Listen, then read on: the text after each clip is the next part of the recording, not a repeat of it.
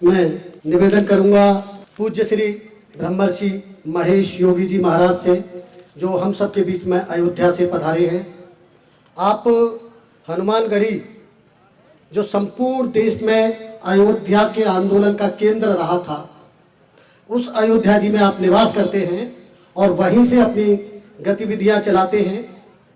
आपने 2036 तक यानी 14 वर्षों में 2022 से लेकर 2036 तक भारत के चारों कोनों में 4 हनुमत पीठ स्थापित करने का संकल्प लिया है और आप उसमें अनवरत लगे हुए हैं। आपके नाम योगी के रूप में निरंतर 36 घंटे सूर्य नमस्कार करने का कीर्तिमान स्थापित है। आप हमारे बीच में हैं। आपका मार्गदर्शन, आपका आशीर्वचन इस प्रांगण के बालकों को ही नहीं, हम सबको बहुत बहुत आगे बढ़ाएगा, हमको एक नई प्रेरणा देगा। मैं निवेदन करता हूं श्रीमान योगी जी से। पूज्य जी। एक बार इस दिव्य मंदिर में उपस्थित सभी स्वजनों से मेरी आग्रह है, अपने दोनों वरद हस्त को ऊपर करें और मेरे साथ बोलेंगे, भारत माता की, भारत माता की, भारत माता की, वंदे वंदे वंदे, जय श्री राम, जय श्री राम, जय श्री राम। आज नेह नीड संस्थान रूपी दिव्य ज्ञान के मंदिर में आने का शुभ अवसर प्राप्त हुआ। मैं ज्ञान की देवी मां शारदे के श्री चरणों में नमन करता हूं, वंदन करता हूं। मंच पर उपस्थित भगवान श्री राम कथा के महान मर्मज्ञ पूज्य महाराज श्री, उपस्थित सभी विद्वत जन का मैं अभिनंदन करता हूं, वंदन करता हूं। और आज ज्ञान के इस दिव्य उत्सव में जो यहाँ संपूर्ण जनमानस विराजमान है, मैं अयोध्या की भूमि से आप सभी के लिए बहुत साधुवाद, मंगल कामनाएं प्रेषित करता हूं। और जिस निमित्त हम सभी का आगमन हुआ, अभी मैं इन बालकों के पुरुषार्थ को देख रहा था, जो मां शारदे के सरोवर में सुंदर श्वेत पुष्प के रूप में बैठे हुए हैं। अद्भुत, अकल्पनीय। मुझे ऐसा महसूस हो रहा था कि जिस प्राचीन भारत में गुरुकुल परंपरा संचालित थी और भारत के ऋषियों ने स्वयं में भारत बनकर के दुनिया का नेतृत्व किया और भारत को विश्व गुरु के रूप में स्थापित किया, शायद ऐसे ही मेरा भारत रहा होगा। वो आज अभी मैं देख रहा था, आप सभी ने देखा कि हमारे नन्हे नन्हे बच्चे मार्शल आर्ट का दिव्य प्रदर्शन कर रहे हैं, योग की अद्भुत क्रियाओं का संचालन कर रहे हैं, नृत्य में जो उनकी धार्मिकता और भारतीय संस्कृति का प्रवाह दिख रहा था। अभी छोटा सा एक बालक मंच का संचालन कर रहा था।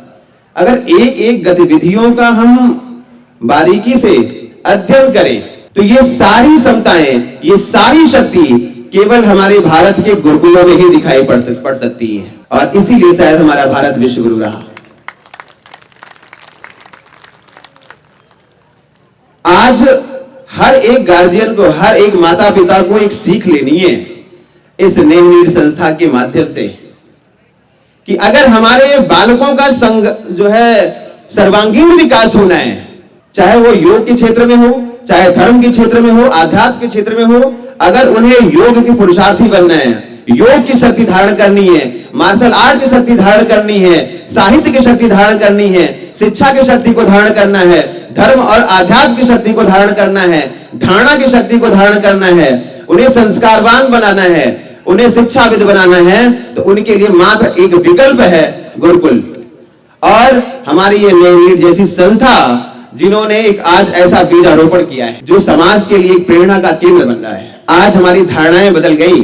हर माता पिता अपने बच्चे को कॉन्वेंट में भेजने की कोशिश करता है। कॉन्वेंट वो है, कॉन्वेंट मतलब लावारिश विद्यालय, और वहां जो मदर फादर पढ़ाते हैं ना, वो लावारिश माता पिता है। अगर हमारा बच्चा प्राइमरी स्टेज में, हमारा बच्चा जब प्राथमिक स्तर पर होता है तो उसकी माइंड बिल्कुल ब्लैंक है, और जो हम प्राइमरी स्टेज में बच्चों के मस्तिष्क में भर देंगे वही पूरी जीवन उसकी दिनचर्या में होगी। तो हम अपने बालकों के मस्तिष्क में एक कॉन्वेंट की धारणा को जागृत कर देते हैं, और जब हमारा बालक लावारिश माता पिता के संरक्षण में अध्ययन करता है तो वो ना तो संस्कार जान पाता है, ना संस्कृति जान पाता है, ना माता पिता के प्रेमत्व को जान पाता है। इसीलिए भारतीय संस्कृति घर को प्रथम पाठशाला बना देती थी। और वही बालक जब वहां से लौट करके माता पिता को अनाथालय में डाल देता है तो गलतियां किसकी है? क्योंकि हमने अपने बच्चों को पहले अनाथालय में डाल दिया, कॉन्वेंट में डाल दिया, जहां संस्कार शून्य हो जाता है, केवल शिक्षा रह जाती है। लेकिन हमारे गुरुकुल के बच्चे, हमारे इन भारतीय संस्कृति के संस्थानों के बच्चे शिक्षा के साथ साथ धर्म का अनुसरण करते हैं, संस्कृति का अनुसरण करते हैं, सदाचार का अनुसरण करते हैं, संस्कार का अनुसरण करते हैं। हमारी गुरुकुल की परंपरा थी प्रातः काल उठकर रघुनाथा मातु पिता गुरु नाम महिमा था।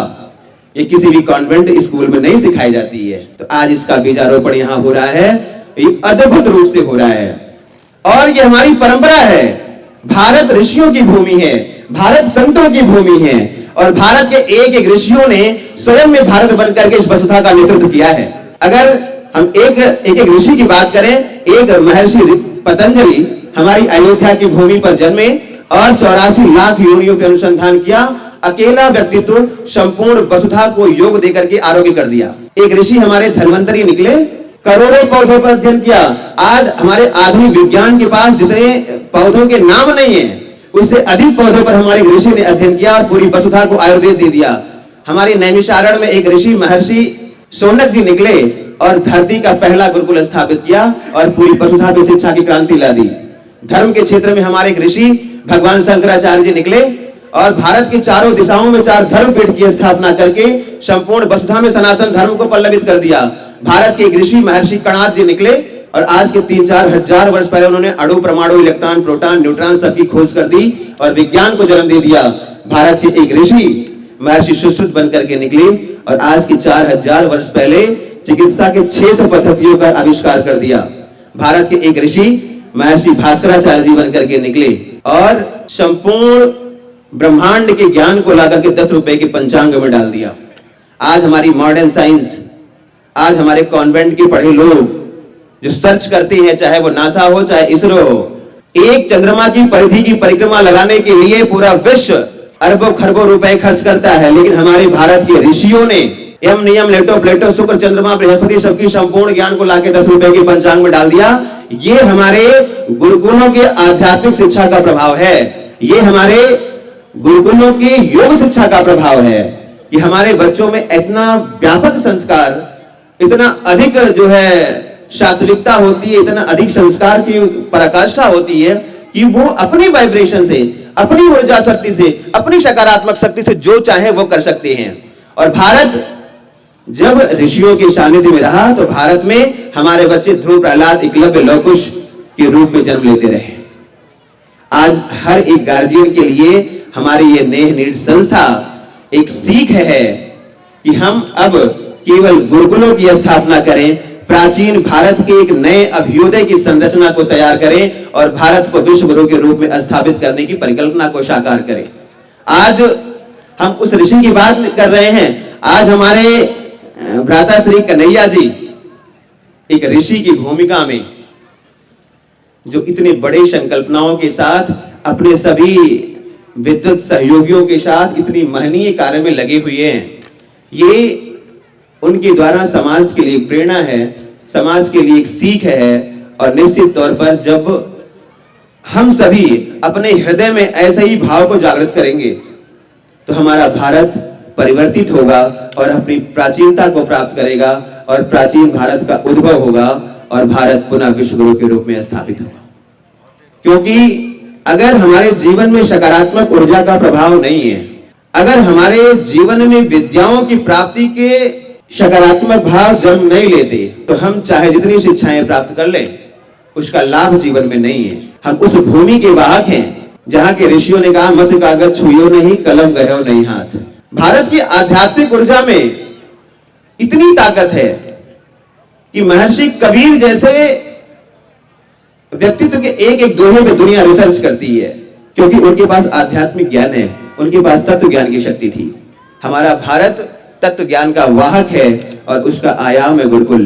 जितनी दिव्यता हमने बच्चों में देखी है, एक एक संचालन, मार्शल आर्ट अभी हमारे बच्चे कर रहे थे।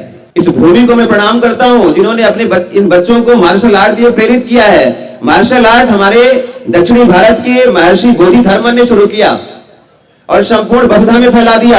आज चाइना है, जापान है, सब मार्शल आर्ट को आत्मसात करते हैं और बोधि धर्मन जी को भगवान मानते हैं। हमारा भारत भूल गया, बोधि धर्मन जी का नाम भूल गया।